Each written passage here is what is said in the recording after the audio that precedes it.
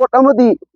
council की official सिंगना administration लेतबगुम क्वेश्चन लीक होय हाइबगी इशू से मसी की स्कैम से मसी तराइना लोगो यारोय थोकलिबा इरेगुलेटरीज मैम से इरेगुलर ओइबा इरेगुलेटरीज मैम से मसी अखोय काउंसिल अमदी बोर्ड की चेयरमैन से खुदक फम थादोफम थोई मोरल ग्राउंड यामनी काइफम आई मिंग वहेंगबम आनंद सिंह आई मणिपुर प्रदेश यूथ कांग्रेस कमिटी की प्रेसिडेंट होइना थौपुजबनी अमदी ngasi अखोय काउंसिल ऑफ हायर सेकेंडरी ये अखोय ऑफिस ममांगा अखोयना लाक्चरीबसी अखोय national student union of India Manipur unit की प्रेसिडेंट आई नाउ जॉयसन गनो लाक्चबनी अमदी यूथ कांग्रेस के member Singh N S Y की अखोय मेंबर सिंह लोयना यामना लाइबक थीबा हाइदोकपदा यामना इकाइबा अमदी मणिपुर की फ्यूचर से मांगल लगे मतागुम अखोय कोसेम अमदी पोसेम की थौपुरीबा ऑफिशियल सिंगना कोसेम अमदी पोसेम की ऑफिशियल सिंगना अखोय सही खुदिंगी क्वेश्चन लीक की इशू से तुम लेहनबसे मसी तसेंगना अखोय मणिपुर लेरिबा एजुकेशन सिस्टम से अखोय याम कन्ना कन्बा मोंगदा सेंदोकनबा होनरिङै तांकक असिदा हंदकी कोसेम अमदी पोसेम की एग्जाम सिंगदा यामना छात्र सिंगना डिमोरलाइज तौगदबा मोंगदा क्वेश्चन विथ आंसर अखोय लीक ओइरकांदा छात्र सिंगसिबु डिमोरलाइज तौबा ngarang bakta physics की क्वेश्चन पेपर लीक ओइरकपा विथ आंसर्स असिगुंबसे मसी मसी फगी नते काउंसिल अमदी बोर्ड की एग्जाम से मसी छात्र सिंगी मणिपुर दा लेरिबा मसिन तुंखलाइबा मणिपुर की फ्यूचर सेमगदौरिबा नारोल सिंगना मसी नुंगाइरमगदबा मानते छात्र सिंगी फ्यूचर करी ओइगनी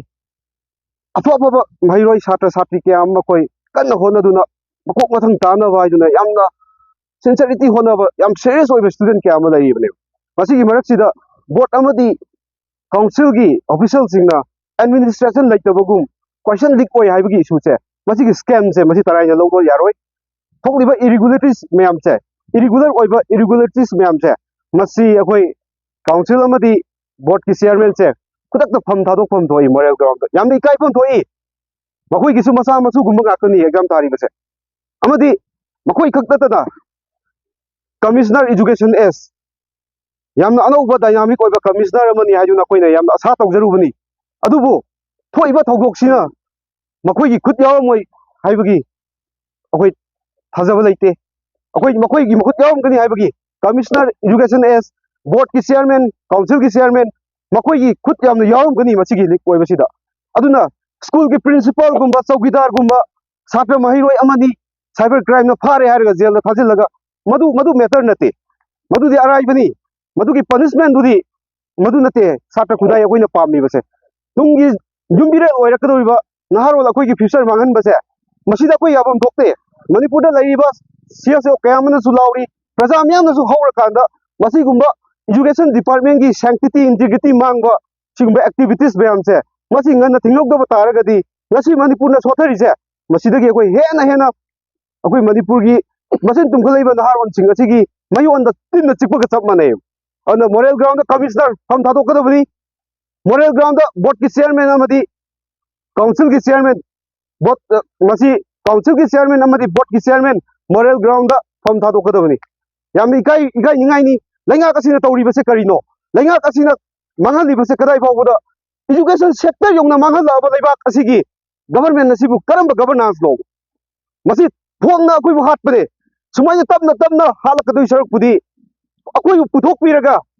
नोंगोयना कापेरा थौई यालगा हाटकेरा मणिपुर लेरिबा नारोल सिंगसे छात्र खुनाय से पूरा हापिरोबो मदु नतदना क्वेश्चन लीक अमु कोयहन खुदिंग मक्ता सेक्टर खुदिंग मक्ता तौरी से मसी येंगबदा ngamdre खांगबा ngamdre मसी तराइना लफम थोकते मसी फगी नतेबो